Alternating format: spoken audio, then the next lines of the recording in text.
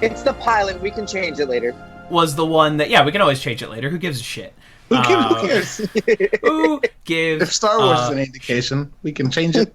We can change fucking whatever we want. Months, years later, we can be like, actually, Luke's uncle, believe it or not, was Joel Edgerton, and you're like, okay, I guess that checks out. That makes sense. Is this a Star Wars podcast or what's going on here? No. See, Community is so much of everything that saying it's a Star Wars podcast isn't wrong.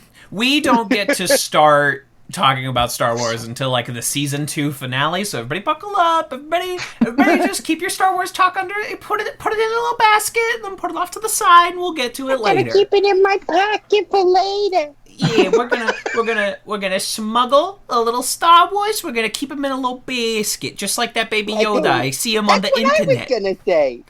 Just like the baby Yoda. Now, have I watched a second of The Mandalorian? Absolutely, I have not. But I've seen every scene involving the Yoda because I am a human that exists on Earth currently.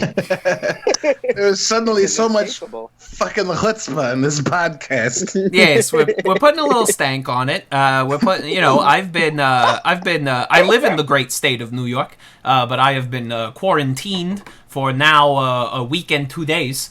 So I need to bring the New York flavor into the bedroom, as they say. No, you don't. Yes, I do. Yes, I do. Medically ill-advised. No, I bring a little New York flavor. I go outside, I roll around on the sidewalk, I come back in, I strip, and we got the New York flavor. I take my clothes, I boil them in a pot, make a little New York stew. It really builds your immune system. I just had a perfect visualization of a spice jar with the title COVID-19, and it's literally just dirt from the sidewalks of Manhattan. I missed it. I used to walk on it every day. I missed the sidewalk. Yeah, yes. I miss the sights and sounds of New York. I miss just being randomly yelled at on the street. So I've compiled a little mixtape that I play for myself of just random people yelling at me, and I play it for myself to lull myself to sleep. It's you guys should come to St. Louis. No one thinks that COVID's real yet. Oh my God, you're in St. Louis. You're in the promised land, milk and honey, and not a single disease in sight. Nope, No, diseases aren't real. No. They're not real. We're in the Midwest. All we have is snow and farms. We don't even have snow anymore, but they're like, the Farmer's Almanac says we're gonna get snowed on a lot next year. Farmer's Almanac. Gotta trust the almanac. They've said that every single year for the last 6 years, and I'm like, no, motherfuckers, we made the planet too hot. Yeah, it's too hot here now. You can't. It's not gonna happen. It's over.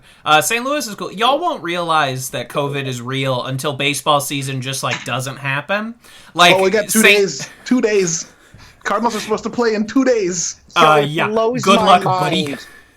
I just, as someone that doesn't follow sports, seeing people lose their absolute shit was the most bizarre thing to me. It's you're telling me that's the only thing that you cared about. They're like, and people are dying every day. They're like, yeah, cool, right? And sports have been, postponed, and they just fucking break everything. What? People are dying, but Pujols seems fine. Yadier Molina seems fine. So we haven't started to care. Are those real people? Are you making names up? You'll never know. Pujols is real, believe it or not. I'm so far removed. I'm like, Albert Pujols, very real guy. I'm thinking about actually streaming baseball on my PS4 on the days of the Cardinal games, just to get stream numbers, because there's going to be lonely people in the Midwest that miss baseball. Whoever they would have played is who you should face off with. I could just play through the actual schedule. Yeah, exactly. Just hit go and let the AI play the baseball season. And you can be the commentator. Yes. Oh my God. You can play by play. Exactly. That's honestly incredible. It's genius. COVID-19, the show. I love it. Yeah. Oh, it's unavoidable. There's going to be there are several eras in the age of every podcast. And so like when you're listening to the back annals of every show, you will find the first episode they recorded after the Trump election, and they're just like sour, and they're like, we have to talk about it on this show where we talk about like on this level they're all like, yeah. Oh, They feel obligated to talk about it, even if their show is like about So fast that's where food. ASMR came from. Oh my Exactly. god. Yeah, Trump made ASMR. ASMR is a Wow, pod, I wouldn't get is a Trump election podcast. Everybody was like, all right, so we have to talk about it. Oh my god. The orange elephant in the room, and that's basically how all of those went. And there will be the COVID era. There will be the era where every podcast feels obligated to say, you know, the world's really tough right now, and we will bravely keep watching bad movies and talk about them on the internet, and we are brave. Someday I will have to tell a future employer why I left my last job, and I'll have to tell them COVID-19. COVID. Also, I'm looking forward to the Aaron Sorkin movie about the government ignoring. Oh, 100%. Oh my goodness. That newsroom reboot is there's gonna be some scintillating There's fucking so much material. scintillating fucking content that Sorkin's going to be pumping out, and we all look forward to it. This is a show, of course, where we discuss Community, episode by episode, 2 episodes. The elephant in the per room. episode. Yeah, the true elephant in the room is that we do have to eventually discuss the American television comedy Community, the only subject I am truly qualified to discuss on. Did you just say unfortunately? No, I'm sorry. I did it with misspoke. Schadenfreude. Yes, exactly. There is. Unfortunately, we have to talk about Community. Unfortunately, we have to talk about my number 1 favorite show of all time. Unfortunately, we have to discuss one of the finest pieces of American television that has ever been produced, the NBC sitcom Community.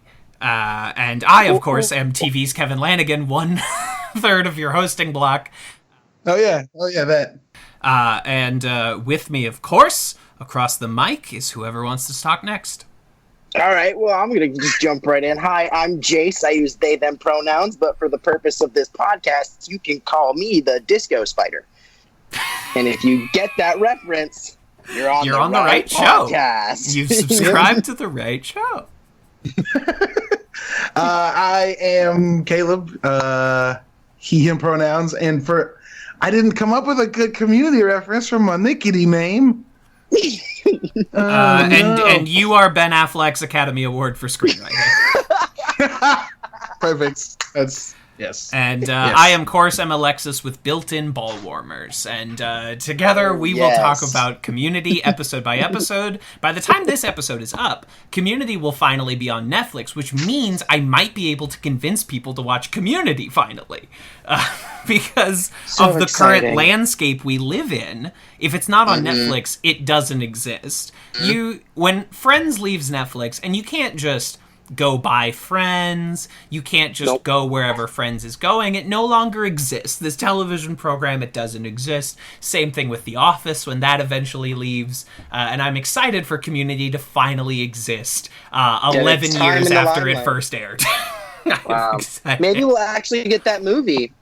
That's what I'm thinking. You know, Netflix comes in, and my strat is April 1st when Community hits Netflix. I'm just going to let that shit run all day and trick Netflix. I'm going to bamboozle Netflix. Slip a little burlap boost sack. The numbers of streams. Exactly. Going to slip a little burlap sack over Netflix's head and trick it into making a Community movie. Shh, don't tell it. Netflix will catch on. Don't tell the algorithm. Are you still watching? Of course I am. Yeah. Are you? There's my little human. Oh my gosh, there's a human. Oh. Come here. Okay, come here. Oh, that's... All right. Can you go that way and help Daddy put all the tissue back in the box that you just removed? That stuff's expensive these days, kid. You don't even know. She just pulled out 148 sheets of tissue out of a single box. My wife is holding... here it is, a wad. Sorry, it's just all distractions. Incredible. See, for those of you who can't see what just happened, it was well described. It was frame. It was exactly With what as looked like a described. comforter full of tissue. Essentially, yes. Yes. Sorry. To delay discussing these episodes a little bit further, Uh-oh. I would Yeah. like to Why hear not? each of your Community journeys. What is your story with this show? Ooh, I will lead off this time because I chose it, and you'll deal with it. No, I started Community in 2014. It was in 2014, so season 5. Yeah, that sounds right. Yeah, I graduated from college in 2014, and then I moved to St. Louis and was working in a restaurant and hated my life so much. And I found out that Xbox, if you went through Xbox, you could get 3 months of Hulu for free. And I was like, shit, fuck it, let's do it. And I started watching Community, and it saved me for like the 9 months I worked in this hellhole of a kitchen. I would work like 12-hour days, sweat my ass off, smoke a pack of cigarettes, come home and watch 2 episodes of Community and be like, you know what, it's going to be okay. It's going to be That okay. don't sound so bad. That sounds okay. Really? But yeah, since then, like I think I watched the entire show that summer. It wouldn't have been hard. I was living on my own at that time. So like I had nothing else to do but play Xbox and watch Community. And then right after that, I finished The Office for the first time. And like immediately after those 2 things, both of those shows went into rotation. Yeah. And so I'll watch all the way through Community, and then I'll watch all the way through The Office, and then I'll watch all the way through the Community, and then I'll watch through Community again, and then I just kind of flip-flop in whatever mood I'm in. Wow. Yeah, that's my Community journey. Wow. I feel like I had a similar kind of situation with Community in The Office, although I don't technically remember which one I did first. I remember I watched Community after it had already released all of the episodes that exist. I watched it all on Hulu while I was in college. I don't remember when. I don't remember anything else that was going on in my life. I just remember watching a bunch of Community and maybe eating microwave taquitos. Who knows? But it was one of those shows that I remember hearing, like, growing up and, like, having some friends that were like, I love Community. And I'd be like, okay. You know, because, I mean, I just didn't, I don't know. I didn't listen. These are the same friends who I should have listened to because they were also constantly, you know, shouting their praises of like Scrubs, you know, like another really fun. Never watched that show. Oh, Ooh, get on it. that It's a great show's one. the jam. That one's fantastic. But yeah, so they would always talk about like Scrubs and Community, and I'd be like, yeah, okay. And I just started watching it. And I think it was also actually around the time that Donald Glover was also really picking up with Childish Gambino stuff a bit more. Sure. He was kind of bridging over more towards music than he was towards comedy.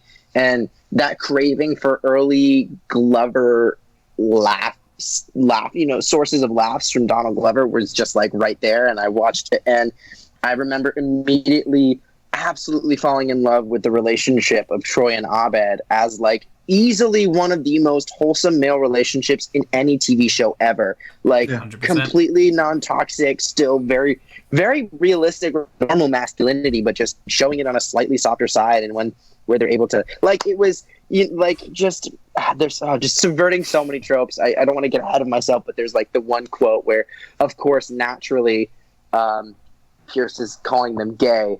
And Troy just turns to Abed and says, "Don't listen to them; they're just jealous." They're just jealous. Literally, like at that Just moment, jealous. I was like, and I was already hooked, but at that moment, I was like, "This show is something truly special." Absolutely. And then, of course, you dive into the behind the scenes of like how they did like the Fort episodes and just all of it. All of it. It's just truly. It's I think it was ahead of its time in what it did for genre and structure in a TV show. And as far as content goes, it's a beautiful snapshot of what we thought was funny in 2009, was it? Yeah, When the that's first season premiered came out? in 2009. In 2009, and then like but it's also amazing to see how some of it's like and some of it's also like this so holds up, and it's incredible. Absolutely. Yes. Oh, is it the grappling hook I got you for Christmas? Yeah, there's so much beautiful stuff going on. This is one of the few shows I will proudly to say I was a day one adopter. Like this, Oh, shit. I remember seeing the ads for this show, and the ads for this show, it's all Joel and Chevy. It's 100% those two guys. Oh my god. And a little Ken after he joins the cast, Ken Jeong. Oh my goodness. And it's just the ads for this show are just Joel McHale and Chevy Chase, just like verbally barbing back and forth, just two men improving at each other on the set of Community. And I was like, oh, I do want to check this show out, so I forced my girlfriend at the time, my high school girlfriend's family, to watch this show with me. Little did they know that they would soon get hooked on Community as well, and they would save the entire season on their DVR. I didn't have any fancy DVRs, no fancy cable, yeah, none of that nonsense. But if I went over to their house, they had everything saved up, so I could rewatch my favorite episodes of season 1 over and over and over again. And I followed that show on. So I showed up to freshman year of college with the season 1 and 2 DVDs in my hands. They came with me.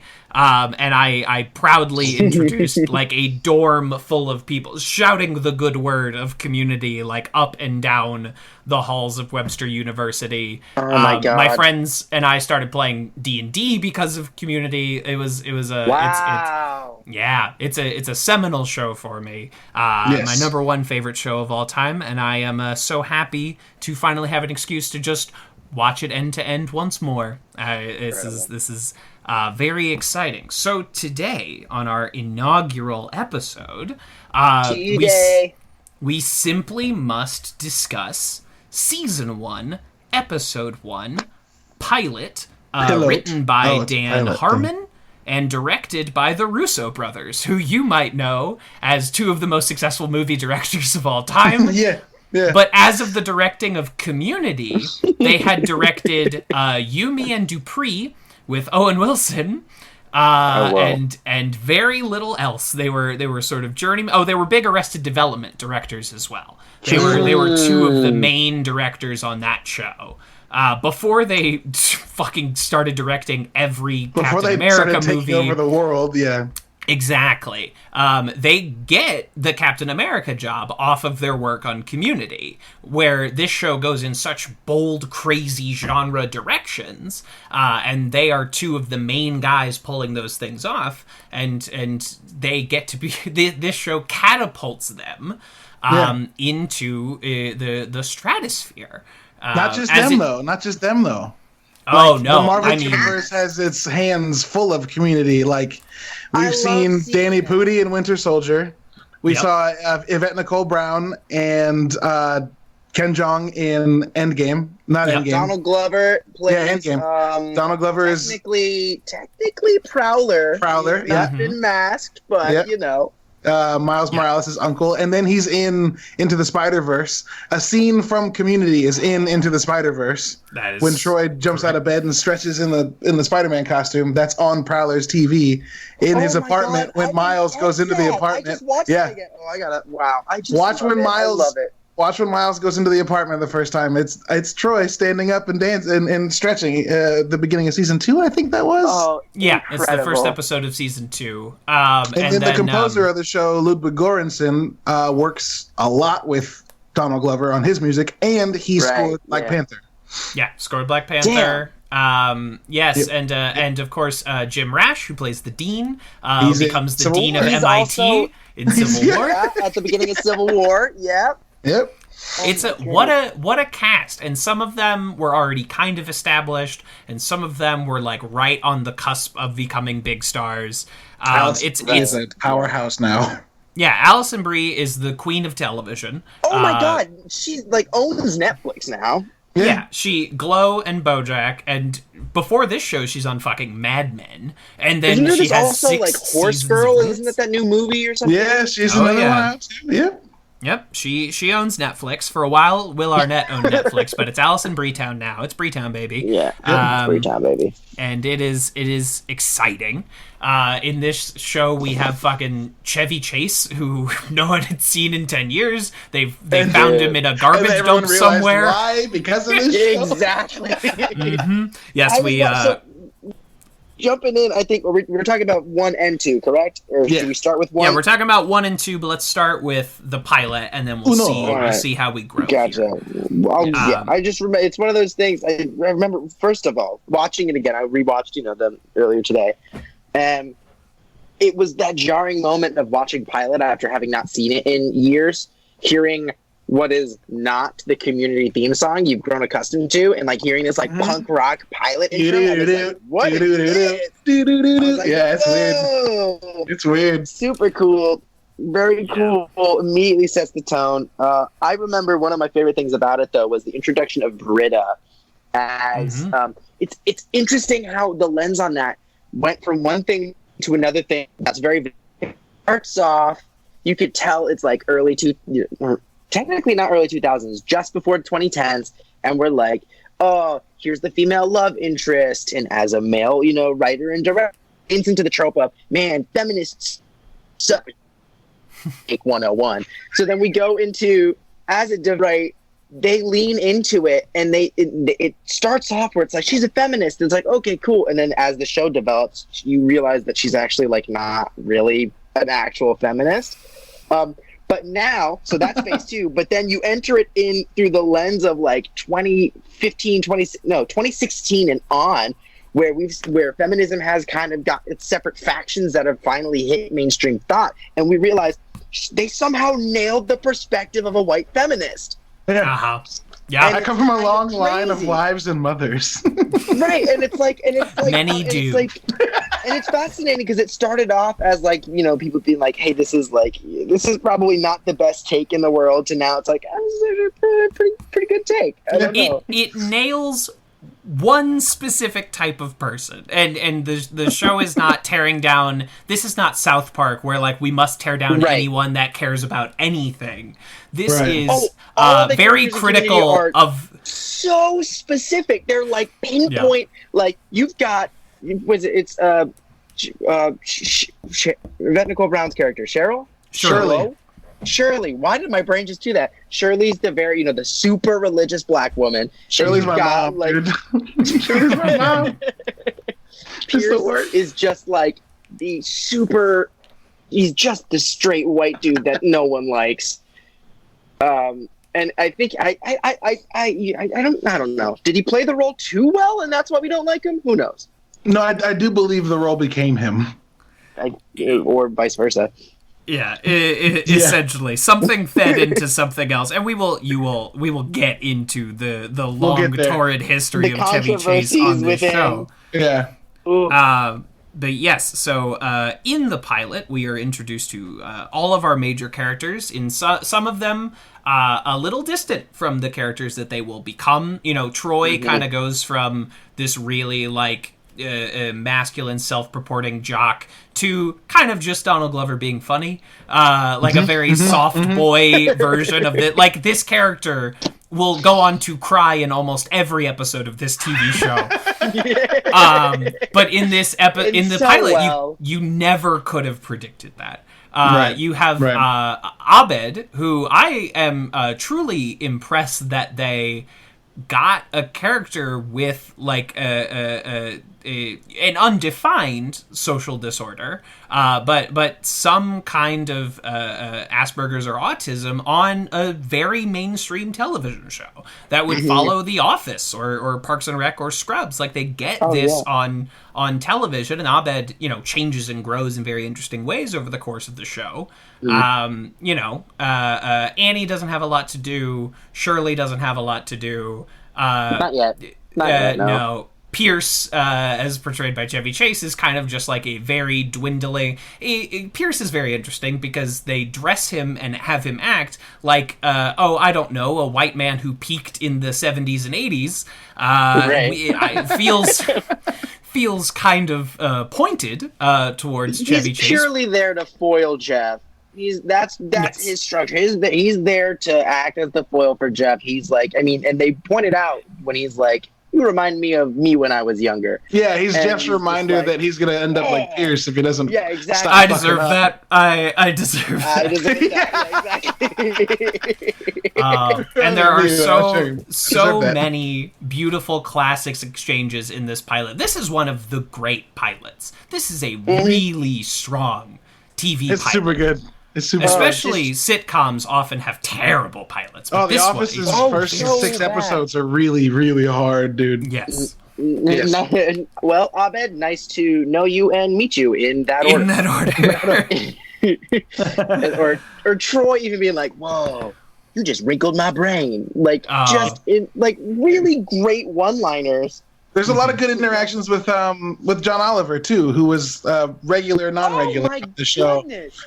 Yes, you could 'cause watch this pilot and think that John Oliver is going to be like one of the main characters of this show, and he will continue to appear for most of the seasons. Seasons 1, 2, and 5. But he was busy. First on The Daily Show, and then getting Last Week Tonight, which turned into its own giant empire unto itself.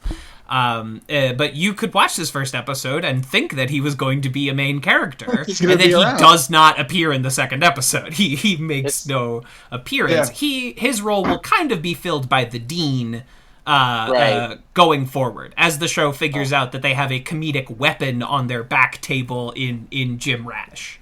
Oh my goodness. I mean, honestly, it's really fascinating hearing, John Oliver say stuff about like moral relativism outside of the context of Last Week Tonight. It's not often someone says like, booyah to moral relativism. It's like brilliant, and it's like it's you see it and you're like, this guy's going to be huge in late night political commentary. I just know it. Yeah. I mean, because he was a Daily Show guy for years with, leading up to this. Yeah, he was on at the same time that Steve Carell was on, right? He was on with like Carell and Colbert and Helms and Samantha Bee and just a fucking murderer's row of Daily Show correspondents. What and a hotbed of great comedians.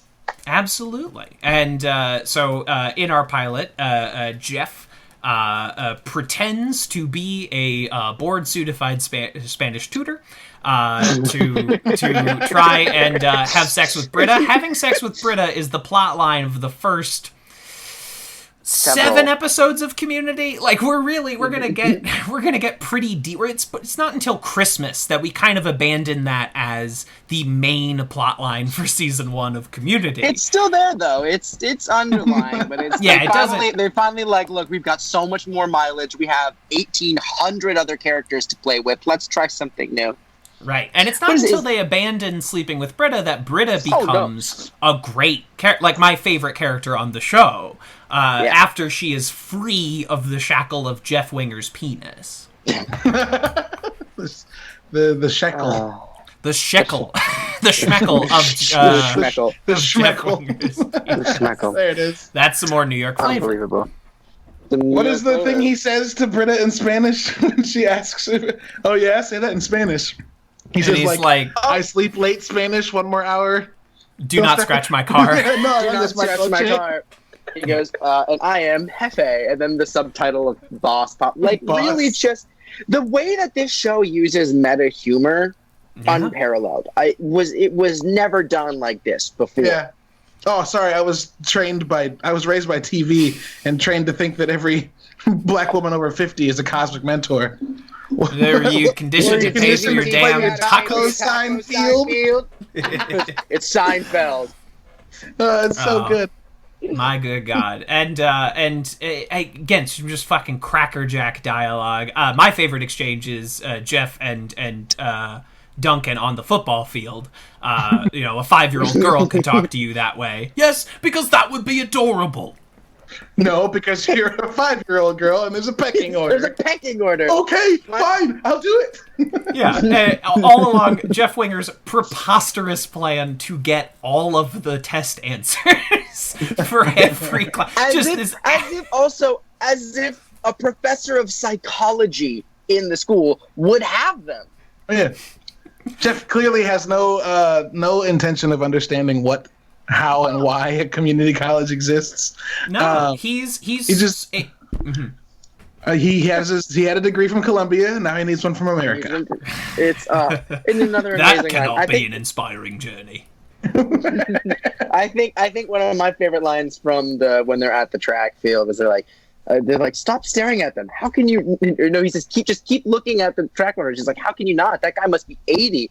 He's looking at him. He's really trucking it, and he just saw this old guy at the front of the pack racing down. Yeah. Guy that's older than the game of poker. Really smart. We also see in this episode the kind of foundation of the formula. Like, a lot of pilots don't nail the formula of what the show's going to be as well as this one does, I think. Mm-hmm. Like, For because sure. it builds a conflict.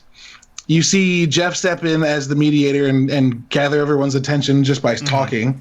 And then you see him deliver his what will become patented speeches to bring everybody back together. After he's the one that pushes them apart in the first place. Yeah, Exactly. and for what it's worth, the moment where he says, "For the same reason I can pick up this pencil, tell you his name is Steve," snatch it, and Abed goes, "Oh," and part of you dies just a little bit on the inside. It's incredible. It's so good. It's so good. Yeah. I really love how they take advantage of that. Or just Abed, you want to know what I got for Christmas? And then just starts doing the Breakfast Club. How about you, Dad? How about you?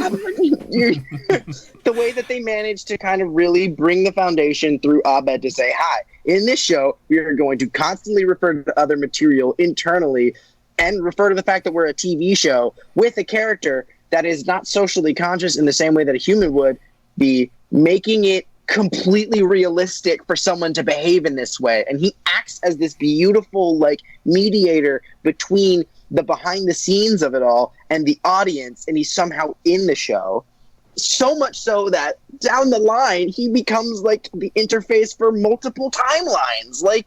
Show really goes off the rails. It's incredible. Abed is the piece that makes this whole thing work. The community does not become community without Abed Nadir, without Danny Pudi's exceptional performance throughout the entire length of the show. Sure.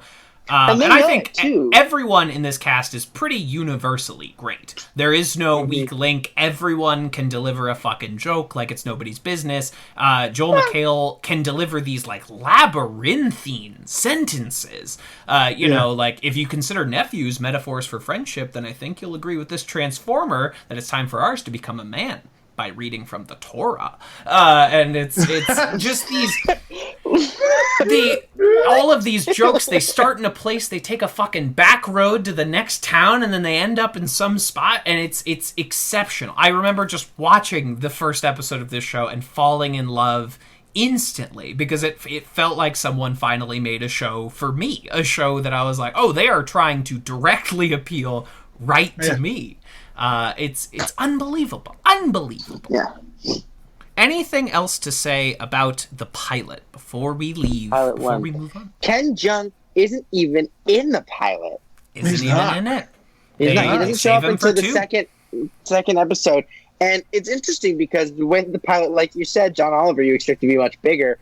Ken Jeong appears in the second episode, and he's presented as this really small character, and he ends up being absolutely massive within the show. I don't think there's any way that any show could possibly portray the character fucking development that Senior Chang goes through in the 6 years of Community. And I don't think absolutely not. No one could have predicted it at any point. The journey that we will go on with some of these people. It's unbelievable. And the fact that they get Ken Jeong, who at this point is fucking lighting up. 2 years before Community, he's in Knocked Up as this third act crazy doctor, and he slays. He comes into that movie and fucking kills. And then it's off to the fucking races. He's in Role Models, he's in The Hangover. He becomes a really dependable, marketable comedy name, but they snag him for this fucking primetime sitcom. It's crazy the people they pulled down for this show. It's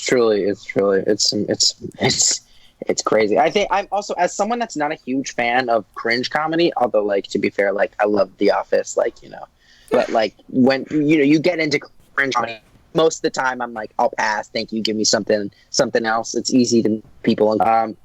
He just has this incredible ability to it's like his first, if we're going into episode 2 now, like his first presentation when he's talking about, some people ask me, why are you the Spanish teacher?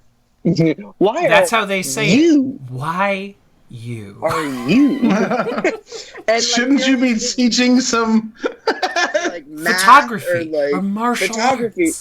arts? Mysterious, inscrutable man I am. It's really ridiculous stuff, and there's these small details that are the thing that make the character for me. Like he's walking by. There's one moment if you blink, you miss it. He's not even looking at this kid, right? He's 2-3 desks in to the row, sticks his right hand out and strokes the cheek of a guy in the first row. It is so bizarre and so uncalled for. And it's one of those little, and that's the moment where you go, this dude's fucking nuts. And it's bananas. There's Ken Jeong. He never gives a performance at a 5. Ken Jeong is at a 9 or a 10 at any given moment, and your mileage may vary with how much you like that 9 or that 10. Yeah, right. But boy, when he's fucking on, he can slay it in Senior Chang. This is my favorite role he's ever done, and it will go on a wild trajectory over the next few years. But it is some really I mean, this is the monologue that they're using when Netflix announced they were adding Community. This was the clip they played, was Senior Chang's speech. Yep. I am a Spanish genius. My knowledge will bite your face off. Chino. The wildest shit in the entire world. So this is Spanish 101, directed by Joe Russo and written by Dan Harmon. So the A team is on here for the second episode. The next line of episodes, starting with this one and going through, I think, Debate 109, each episode will focus on Jeff and another character and like their particular dynamic. And there will be a B story involving our other beloved characters or like a runner. But this is the Jeff and Pierce episode, which makes sense because going into this show, Chevy Chase is, I mean, still your biggest name. He's long past his glory days, but Chevy Chase was still a household name, so it makes sense to hone in on him for your second episode. There's this moment in it, to be clear, like that plot line, by the way, of Jeff and Pierce is they are given an assignment to say a couple phrases from Spanish class back and forth in a conversation. 5 phrases. And it's literally something that would take 10 seconds. And they decide, Pierce decides that he wants to do this elaborate, mildly racist, problematic performance that does just about everything except for the one thing they're supposed to do. And it's absolutely deranged, but there's this one moment. Chevy Chase is hit or miss for me, honestly, for most of the show, just because that's, I think that's a pretty agreeable statement. His brand of humor did not translate the same way at this era that it did and it used to. But there is one thing Chevy Chase has always been great at, and he always will be great at, and it's physical comedy, because he's going up to the chalkboard and he draws out this circle, and then you're going through this whole thing, and I'm watching, I'm being like, okay, cool. Chevy walks away from the chalkboard and trips on nothing, and it somehow is one of the funniest things I've ever seen. And it's as someone that loves physical comedy, because whenever I do stage productions, whenever I do comedy stuff, that's something that I love to do as like a very physical performer. Physical comedy is a genre of comedy that has not been given a lot of like black and white comedies, like I Love Lucy, that kind of era, very physical comedy, and Chevy excels at that. So when he gets a chance to do that, put up against these really like, cerebral, brainy, smart, cerebral, that's the word I was looking for. Like, it just sticks out in the most glorious way. but when he tries to be cerebral with them, you're just like, The streets behind, man. These streets behind. He's just behind. But I do love his physical comedy work is nothing to sneeze at. I will say that in the era of COVID-19, nothing to sneeze at. So. Is this the episode with Troy Sneeze? No, but that is easily like my favorite moment in like the entire run of the show. Chevy Chase and Donald Glover, Pierce and Troy being like, I don't know how to sneeze. Everybody thinks my sneeze is funny. It's just we'll get to that when we get to that. There's the opening of that episode is my favorite opening to any episode of the show. We'll get there. We'll get there. But there's already so much for a second episode. There's already so much that feels very set in place. Like there's something so comforting to me at this point about like the exact positions everyone is in at that table and our standard camera angles we get on the full coverage of the table. Right. Established. It's all right there, even from the second episode. I mean, they even address in a sort of meta way the announcements. It's, Abed says they start with the announcement, which is a repeating motif throughout the entire show of for a little bit of exposition or even just a bit, there will be an announcement that helps you transition from one scene to another. And Abed's like, I kind of like these announcements every 10 minutes. They kind of make me feel like I'm at the beginning of a new episode of a TV show until somebody would say something that you'd never hear on a TV show. Like, I feel like I'm in a TV show. See, the moment's gone. Like, it's incredible. Just the way that they established so much within that second episode. Yeah. What you were saying a second ago, Kevin, I think the comfortability that this show affords or is afforded so early is because it's not, if you look at other sitcoms and how they all start kind of in medias res. Like you kind of have to figure out who they are as it goes. And this show's like, first day at community college, no one knows anybody.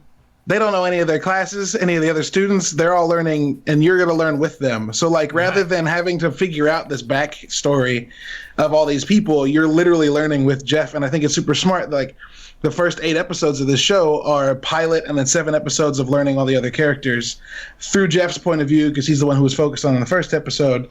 I don't know. I don't want to sit here and Dan Harmon's amazing, but just the ideation of the show to go from that perspective rather than, these people have known each other for years and good luck for over the next 6 episodes figuring out how and why all their relationships are important. Instead, he was like, no, y'all don't know any of these people. Here they are. They don't know each other either. And let's figure it out. And it affords the characters a lot of elbow room to build their own. I mean, we just talked about how there are arcs that these characters will go on over the next 6 years that you cannot prepare for. And I think that's what this opening afforded it. Yeah, this opening afforded that by saying, we don't know where they're going to go. Have fun. Yeah. We're in for the ride, too. The first season of Community is very much, they're going, they take a wacky class. They, relationship troubles, or ruh-roh, and it feels the most that this show will ever feel like a regular sitcom that people would watch. It feels like, I don't know, we're going to do some funny stuff at a community college, and we'll kind of see where that takes us. I don't know who's listening to this show. Maybe you've watched it all the way through 4 times. Maybe you're completely new to it, because it finally dropped on Netflix where TV shows exist. Just know that things will grow and change, and if you don't want to watch 6 seasons and a movie of people hanging out at a community college, it's gonna be okay. Don't worry, buddy. It'll be all right. Trust, it will go off the rails. Absolute. So, fun fact about the first season of this show: they never leave campus, not one time. They for 100% of the first season, they are on the Greendale campus. That is not true later on. They're also on parts of campus that are never seen again. Yeah, because this is one of the few seasons where they got to shoot outside. They had the budget to shoot exteriors at LA Community College. So you get to see the structures of Greendale. And as much as I love where the show goes, there are times where I do miss where it kind of just felt like a TV show, where they would walk across outside locations. Yeah, they do one-shots where they'd walk to class and shit. And you're like, what? Oh, yeah, there's like a campus to this school. There's like trees and other students. It's not just 7 people in one study room for 90% of the show. It's, man, I don't have many shows I can start from the very beginning and enjoy every minute of, and Community is just... Yeah. Like like I said earlier, the first 6 episodes of The Office, I kind of turn off my brain. Oh, yeah. For like 30 to 60% of the episode, given the specific episode. Right. And this is just all like good. Parks and Rec, Parks and Rec season 1 is really hard to get through in order to get into the meat and potatoes of it all. Yep, and most rewatches, people start with season 2 of both The Office and Parks and Rec. They just go, I just dump that one. And Community, it's like, nah, this is all good. Let's just do it right from the get. Exactly. You're rewatching Parks and Rec. Start with the gay penguin wedding. Like that's where the show, becomes the show. Community, you can just start the fucking ball right here. And there's so many classic episodes. So good. There's something to be said about, like you said, these first few episodes of Community are us getting to know these characters, and like you said, this is what sets this show apart. When we're getting to know the characters in Parks and Rec and The Office, it is kind of difficult, like it's not. They didn't really know how to spotlight these individual characters without neglecting the other ones. And the way that they structured it with the one-on-one with Jeff and having that B plot of the rest of the characters, and then maybe even like a very small C plot, like episode 2, right? We get almost no Troy and Abed, right? Which is crazy. Give to us, which is nuts, but what they give to us is one of the most iconic post-credit scenes in anything ever. Yes. The rap, the Donde Está la Biblioteca rap. Like, that shit is nuts. But they're not in most of the episode. So they said, look, we're going to focus on these 2 characters, give you a B plot with the women, and then we're going to just stick Troy and Abed at the very end so you don't forget about them. And that's what works. But, you go to some other shows and they're trying to get everybody, they're trying to catch you up with everybody at the same time. And Dan Harmon had the foresight to go, let's just chill a bit. Yeah, let's do some focus. And it works. It just works. Absolutely. The fact that they get to the Troy and Abed relationship so quickly that the fucking Spanish rap is in episode 2. It's on episode 2. And it's amazing because it's got the foundations of their whole relationship, but it still feels like a new friendship because they're not doing it as like a hate. And the way that they show how, just as if like there's just so much structural efficiency. That's my thought. That's the thought. Period. Absolutely. And that it's hard to comment on structural efficiency in a structurally efficient way. Absolutely. Yeah. And it's impossible. You can't do it. Right. Oh, man. That moment where Pierce goes up to the blackboard and he's like, he draws a circle and he's like, what is a story?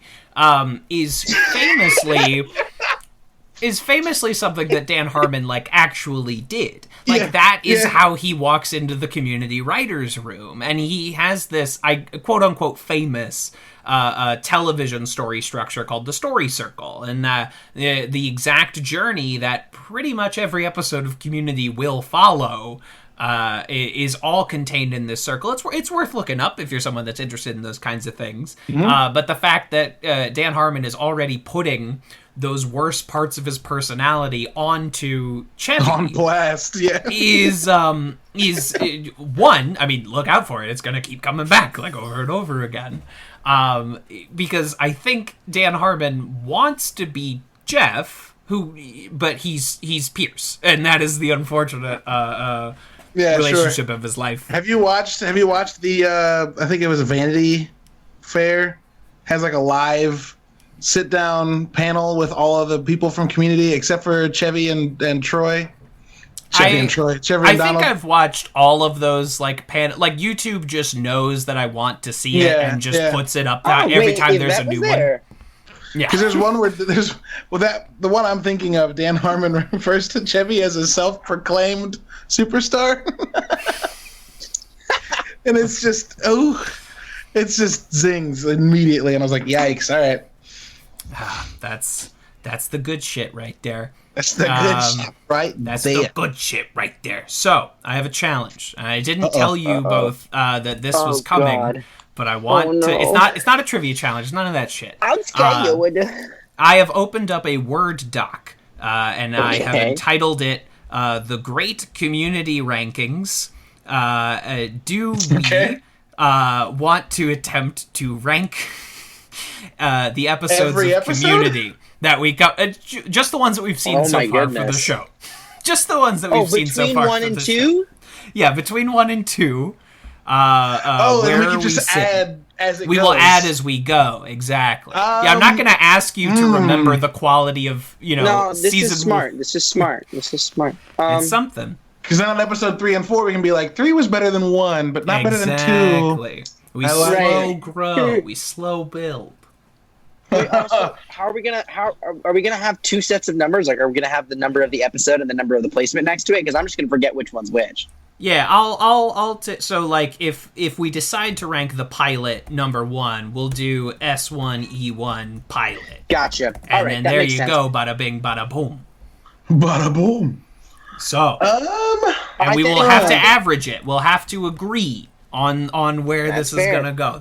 We have one I united think, list. honestly, to the at empowerage this of point- words. To the at irony this of that point- sentence. That's it. Oh, I think at this point, I personally think that this far in, episode 1 is a little bit better than episode 2. I would Well- say that I agree. Yep, I'm in agreement as well. So, Party. so far, 1 and 2 is 1 Wow, democracy. It works sometimes. It does work. and 2. Spanish. It does work with an asterisk at the end. And It the does footnote work. Sometimes. Yes. In small sample sizes tested only. Does not results may vary with groups larger than 5 people. Yeah. Yeah, but we got 3, so this is true democracy. All right, yeah, we If can you do that. experience any serious side effects, contact your doctor Small. immediately. Odd Yes, number, Good stuff. Exactly. Yeah, well, there's always a tie-breaking vote, which I appreciate. Exactly. We will not have to worry about that.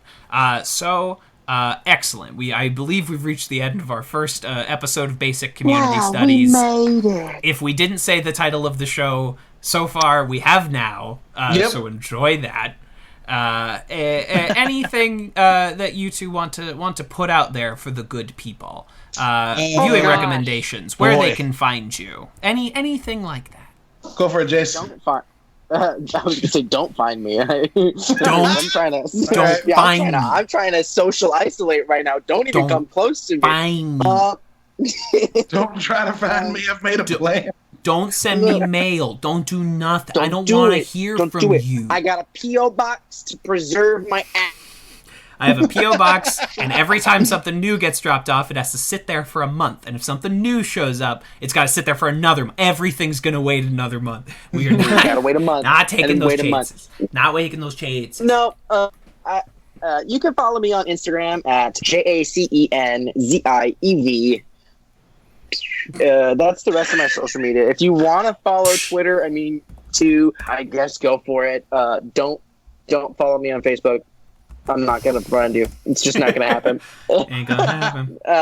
I hate Facebook, but I have it for reasons. I was gonna say, no, I am a queer theater creator and performer located in Brooklyn, New York. And if you're looking for non-binary performers, hit me up. But also keep your eyes out because I got a couple projects on the horizon that queer political musicals. I'm your gay. That was dumb. And I shouldn't have laughed as hard as I did. Thank you. Yeah. I love the pity laughter. I had a kid, and my wife said my humor Look died for with it. her birth. So, yeah, I guess you can find me everywhere it's important at Lubwub, LUBWUB. We'll get into why. That's my handle later. Or with the details today. But that's like Instagram, Twitter, Xbox, and PlayStation if you want to play games with me. I run a game blog. We do a podcast every week as well. Stream games and stuff. Putting together a video review for a few things right now. I'm a busy guy. The only other thing I want to throw into the ether is that despite the fact that we've only done the first 2 episodes, I'm going to say Remedial Chaos Theory is going to end up at number 1 of that list you're compiling. There's a strong... That is an exceptional episode of TV. There are a couple episodes of Community that might fight for it, but that's just how fucking good this show is. I think that some there of what we are should some do- that could take a shot at it. Some of the paintball episodes might get kind of close, so we'll see. We'll see where that goes. What we should do is we should put this together, this whole list, and then we should take the top 16 and do a bracket. Yeah. We should do a bracket. We should Do a bracket. Yeah, and by then we'll have a huge community watching our community, or listening to our community podcast, and they'll be able to vote on them because we're going to be surveys larger than life. It'll be great. Yeah, exceptional. Yeah, love what find me. Nerdy Bits is what I do. Nerdybits.com is my website. So go. I was like, what did you call me? Got the dirty bits. Got the dirty bits. All right, TV's Kevin Lanigan, everywhere that's important. The Puffin Publishing Podcast is an improv show that I do. Jan, the Jive Action Nerds, is an RPG show that I do. Patreon.com/TV's Kevin if you want to support the things that I/we make. And, read my short stories, The Cola Wars, about the bloody military conflict between Coke and Pepsi. I hope you will enjoy them. And until next time, where we cover episodes 3 and 4, this has been Basic Community Studies. Natural vibrato. Pop, pop. Oh, shit. Pop, pop. Our podcast should be called Pop Pop. ¿Dónde está la biblioteca? Me llamo T-Bone, la araña discoteca. Discoteca, muñeca, la biblioteca. Es el bigote grande, pero manteca. Manteca, bigote, gigante, pequeño. Cabeza es nieve, cerveza es bueno. Buenos días, me gustas papas frías. Bigote de la cabra, de Cameron Díaz. Yeah, boy. Yeah. What? It's 2009. Word.